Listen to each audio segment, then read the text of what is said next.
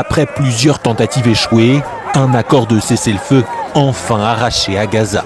Ces dernières semaines, les pourparlers se sont accélérés en raison de plusieurs grands changements. Aux États-Unis d'abord, le retour imminent de Donald Trump a changé la donne.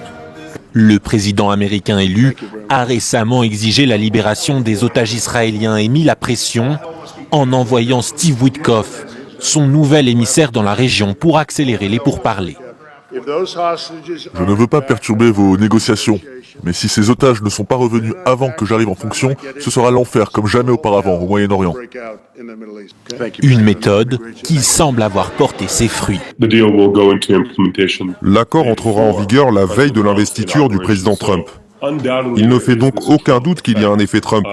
De nombreuses personnes à qui je parle en Israël diraient que l'homme politique le plus populaire en Israël est Donald Trump, ce qui lui donne une certaine influence sur le Premier ministre israélien.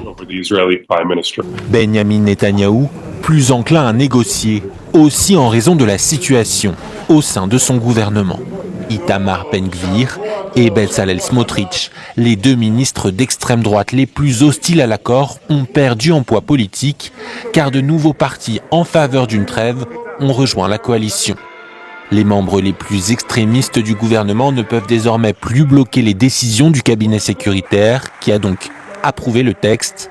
L'extrême droite israélienne aurait toutefois obtenu des concessions et notamment négocié un soutien des États-Unis pour une future annexion par Israël de la Cisjordanie occupée.